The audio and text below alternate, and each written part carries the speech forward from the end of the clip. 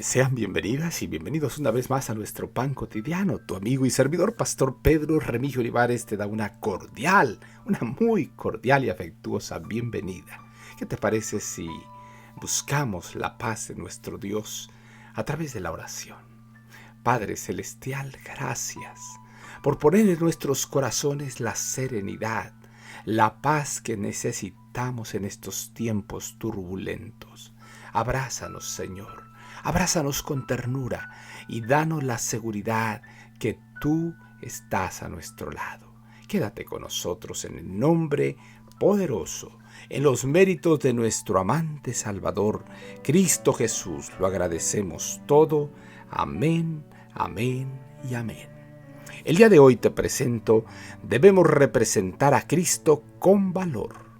Cuando llegó la noche, vino un hombre rico de Arimatea llamado José, que también había sido discípulo de Jesús.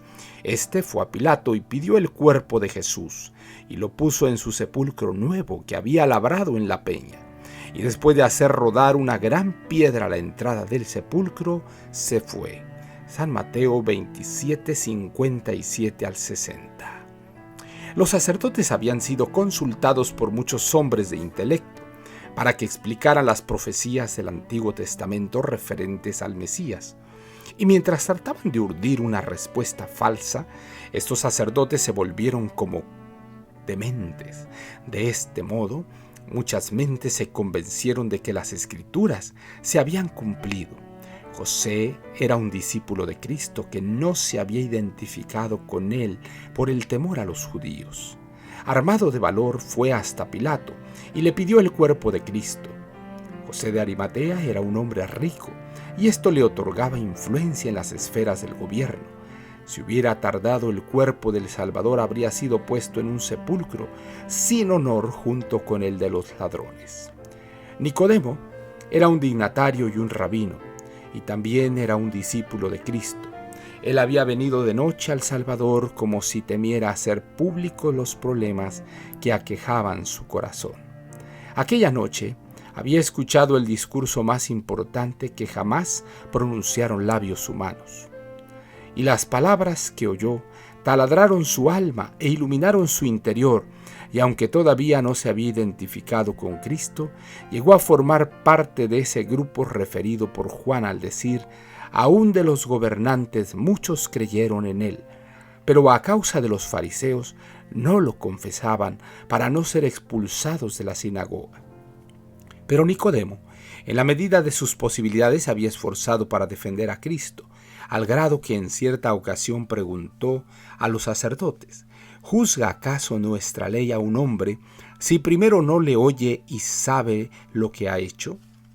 Luego de la crucifixión, Nicodemo fue a la cruz llevando una mezcla de mirra y áloes para embalsamar el cuerpo de Cristo.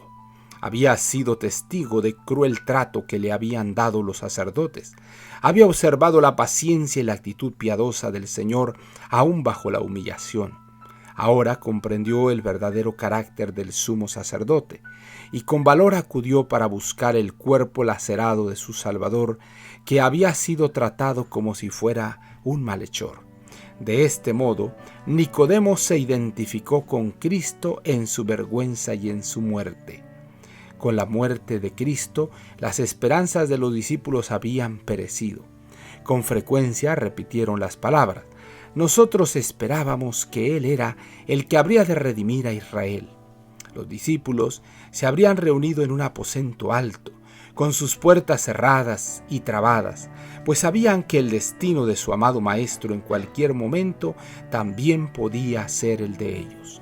Manuscrito 111, año 1897. Cuando llegó la noche, vino un hombre rico de Arimatea, llamado José, que también había sido discípulo de Jesús. Este fue a Pilato y pidió el cuerpo de Jesús, y lo puso en su sepulcro nuevo, que había labrado en la peña, y después de hacer rodar una gran piedra a la entrada del sepulcro, se fue. Padre Celestial, ayúdanos a ser discípulos completos en toda la extensión de la palabra. Padre, que ningún vínculo a esta tierra nos impida una entrega total y abierta.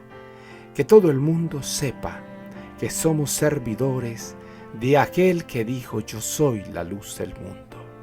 Padre Celestial, abrázanos fuertemente y ayúdanos, Señor, a vivir este día con entusiasmo, con fe y con esperanza. Gracias, Padre Celestial. En el nombre de Jesús, amén, amén y amén. Jehová te bendiga y te guarde. Jehová haga resplandecer su rostro sobre ti y tenga de ti misericordia.